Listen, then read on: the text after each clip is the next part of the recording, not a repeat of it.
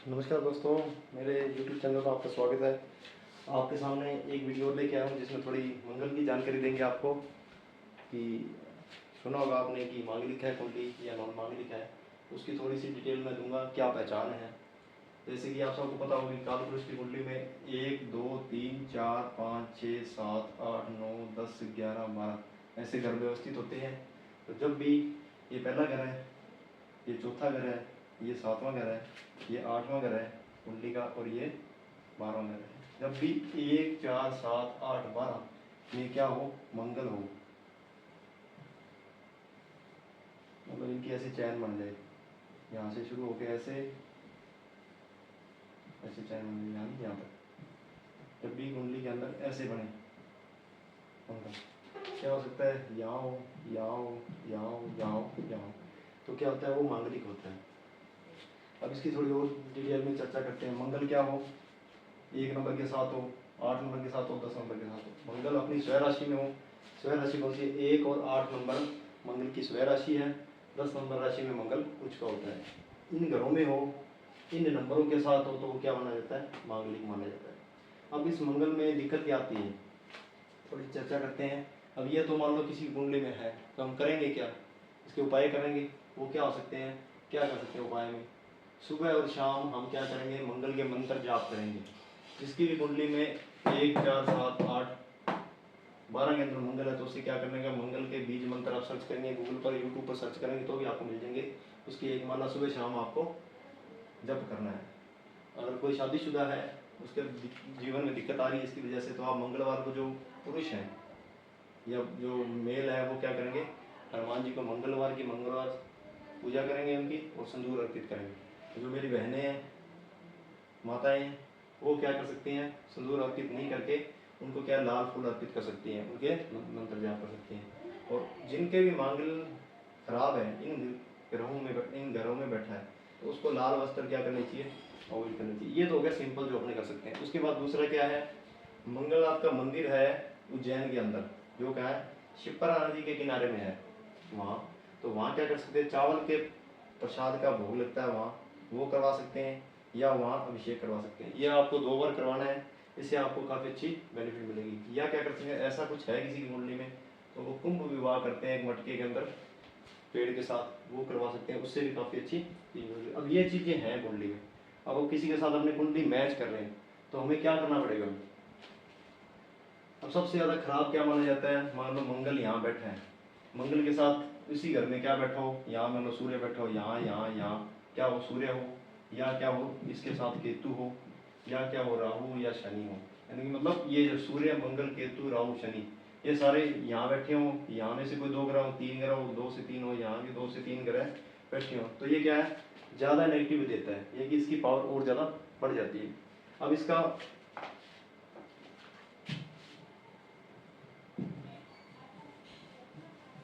थोड़ा और देखेंगे, अगर इसको बचाव के लिए क्या कर सकते हैं।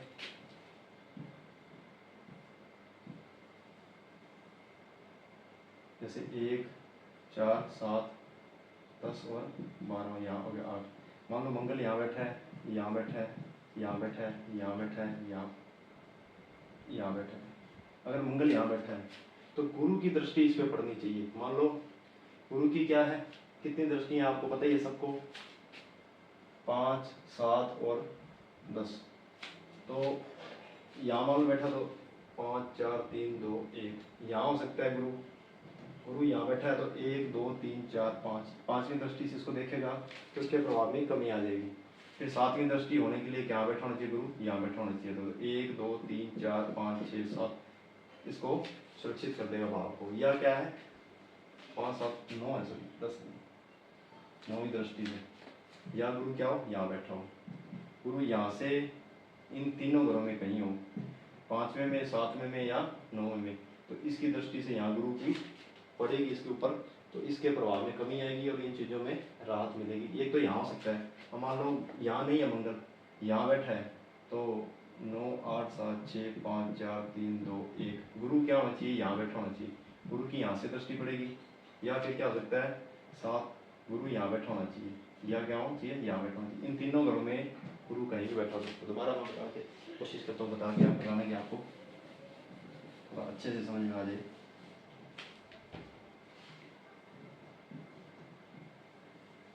यहाँ बैठा हो मंगल, तो क्या हो सकता है, गुरु यहाँ होना चाहिए या यहाँ होना चाहिए या यहाँ होना चाहिए मैच मेकिंग में। तो यहाँ से यहाँ से यहाँ से दृष्टि पड़ेगी, तो भी क्या है, इसके प्रभाव में कमी आ जाएगी। अब मान लो सप्तम भाव में बैठा हो गुरु, सॉरी गुरु क्या, मंगल,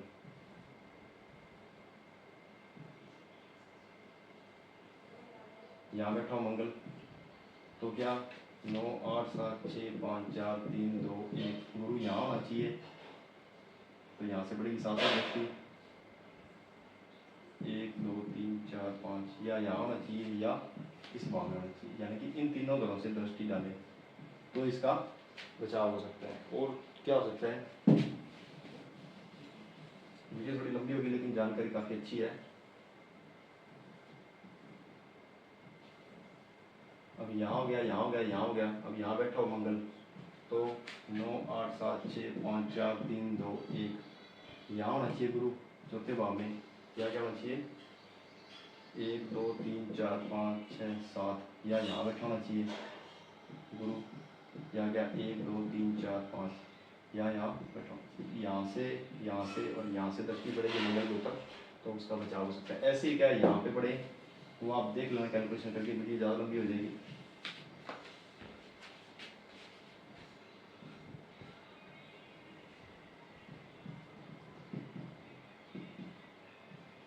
अब ये तो होगी, इस चीज़ को साफ कर देता हूँ ताकि आपको समझाने में आसानी रहेगी।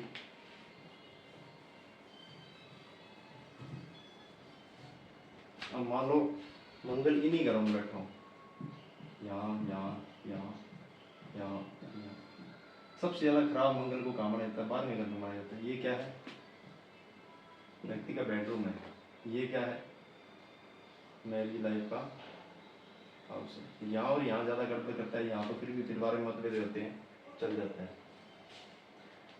अब ऐसा जैसे मंगल ये बैठा होगा तो उस आदमी में क्या होगा, वो क्या करेगा, क्या निशानी होगी, एक तो कोई भी काम करेगा वो बिना सोचे समझे करेगा, उसमें पेशेंस की क्या होगी, कमी होगी, साहसी होगा, लीडर होगा, किसी का ऑर्डर मानने वाला नहीं होगा, चेहरे पर उसके क्या होगा, चोट का, कटने का या ऐसा निशान होगा उसके चेहरे पर जिससे आप उसको पहचान सकते हैं।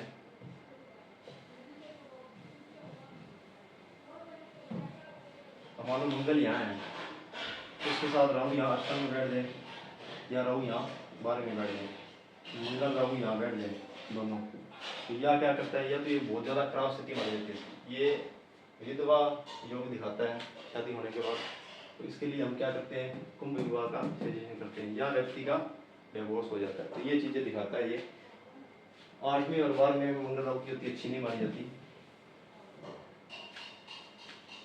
अब मंगल को कंट्रोल करने के लिए मान लो किसी लड़के की या लड़की की कुंडली में ऐसी स्थिति है 1 4 7 8 12 में है, तो उसके लिए क्या करेंगे, हम जो दूसरा चार्ट मैच करेंगे, इसका विपरीत चार्ट जो होगा उसमें हम क्या करेंगे, 1 4 7 8 और 12 में हम इसको क्या करेंगे, शनि होना चाहिए, यहाँ हो शनि, यहाँ हो, यहाँ हो, यहाँ हो, इन घरों में क्या हो, शनि हो, तो इसको क्या किया जा सकता है, कंट्रोल किया जा सकता है।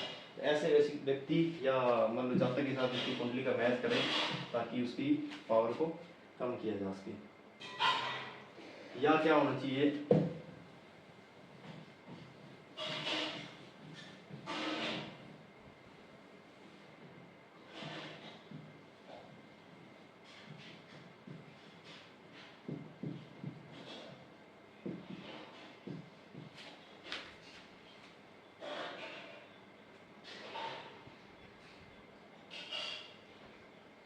या यहाँ बचना क्या है, इस घर में ना तो सूर्य हो, ना राहु हो, केतु हो, शनि हो, मंगल यहाँ यहाँ यहाँ कहीं भी उपस्थित हो इनमें, और ये ऐसा कॉम्बिनेशन यहाँ हो तो ये बहुत ज़्यादा खराब माना जाता है, इनको भी शुभ नहीं माना जाता। इसको भी आप बचना चाहिए। मान लो ऐसी कुंडली नहीं है किसी की, सामने वाले की ऐसी कुंडली है तो उससे भी आपको बचना चाहिए।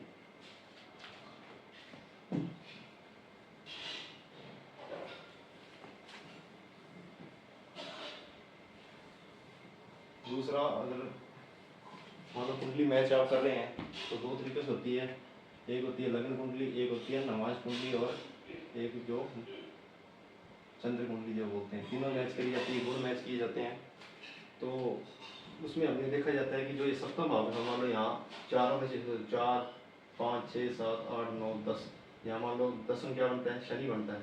कोई भी आप लगन ले लो, मान लो 1 से शुरू होगा तो तुला राशि बन जाएगी, 6 से शुरू होगा तो मीन राशि बन जाएगी। तो सप्तमेश की बात करूँगा, जो सप्तमेश होगा वो क्या नहीं होना चाहिए, क्या नहीं होना चाहिए, एक तो नीच राशि का नहीं होना चाहिए, अस्त नहीं होना चाहिए, और पाप ग्रहों के साथ। पाप ग्रह मैंने आपको अभी बताया, सूर्य मंगल सॉरी सूर्य राहु केतु और शनि के साथ अगर ये होता है तो भी अच्छा नहीं माना जाता। दूसरा क्या चीज़ है, ये बड़ा सप्तमेश जो ये जहाँ जो यहाँ राशि बनेगी, और ना तो यहाँ होनी चाहिए, ना यहाँ होनी चाहिए, ना ही 12वें में होनी चाहिए, यानी कि 6 8 और 12 में सप्तमेश का जाना अच्छा नहीं माना जाता। वो भी क्या करता है, मैरिज लाइफ में दिक्कत करता है।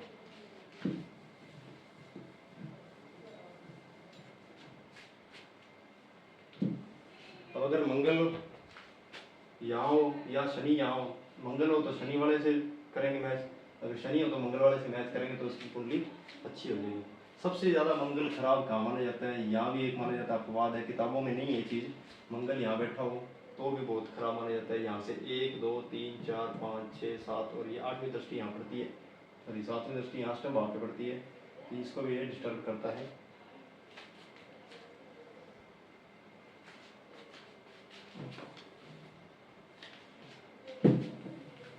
दूसरे भाव के मंगल को खराब ज़्यादा माना गया है। अब और चीज़ें, एक दो चीज़ें और डिस्कस कर लेते हैं अपने। जैसे मंगल की चर्चा चल रही थी, ये ऐसे बैठा हो तो जो गुरु है, मान लो गुरु कहीं भी बैठा हो, उसका नक्षत्र हमें चेक कर लेना, गुरु किस किस नक्षत्र में हो तो बढ़िया रहता है। गुरु के जो नक्षत्र हैं, 3 नक्षत्र हैं, कौन कौन से हैं, पुनर्वसु हो, विशाखा हो, पूर्वा भाद्रा में हो, तो क्या माना जाता है, इस चीज का प्रभाव क्या रहता है, मांगलिक होने का कम हो जाता है। अब दूसरी चीज मैंने यहाँ लिखी है, जैसे नवांश या लगन में 6 8 12 में, मतलब जो ये लग्नेश है ये यहाँ ना हो, और जो ये सप्तमेश है ये भी यहाँ ना हो। नवांश में लगन में जो 6 8 12 में है, लग्नेश और सप्तमेश नहीं होना चाहिए, यहाँ मंगल अगर हो तो ये चीज़ मैच नहीं करती। फिर आता है एक पाप पत्री योग, जैसे कैसे आएगा, मान लो मंगल यहाँ हो, यहाँ राहु हो, यहाँ कोई और पाप ग्रह हो, मतलब दोनों पाप ग्रहों के बीच में अगर मंगल आ जाता है तो भी ये खराब माना जाता है। तो ये थोड़ी सी चीज़ें थी मंगल से रिलेटेड। अगर ऐसी आपकी मौजूद है तो आप किसी के साथ कुंडली को मैच कर रहे हैं, थोड़ा देख लें। दूसरा क्या है, जो 36 गुण मिलते हैं लास्ट में, उसमें रुकुटी और नाड़ी को दोनों को देख लें, रुकुट और नाड़ी, 1 के 7 और 1 के 8, ये 15 गुण होने में जरूरी है, जिससे क्या है कल को संतान उत्पत्ति में दिक्कत ना आए, तो वो चीज़ देखनी चाहिए। अगर मान लो मंगल का हम देखते हैं मैच नहीं करते, कम प्रभाव में, अगर किसी के कुंडली के साथ मैच हो जाती है तो उसमें दिक्कत क्या आती है, स्वास्थ्य ज़्यादातर उसका खराब रहता है हम लोगों का, आपस में संतान उत्पत्ति में बाधा करता है, क्योंकि एनर्जी का फर्क होता है। मंगल के साथ मैच करो या शनि के साथ करो, या मंगल और ऐसे है तो शुक्र का उसके ऊपर भाव है, तो मंगल शुक्र आपस में कॉम्बिनेशन करते एक दूसरे को आकर्षित करते हैं। तो मेरे द्वारा दी गई जानकारी अगर दोस्तों आपको अच्छी लगी, ऐसी वीडियो की जानकारी आप और प्राप्त करना चाहते हैं तो मेरे चैनल को सब्सक्राइब कर सकते हैं, लाइक कमेंट कर सकते हैं। अपनी चार्ट एनालिसिस करवाने के लिए या फ्री सब्सक्राइबर के लिए आप कमेंट के अंदर अपनी डिटेल मेंशन कर सकते हैं। धन्यवाद दोस्तों।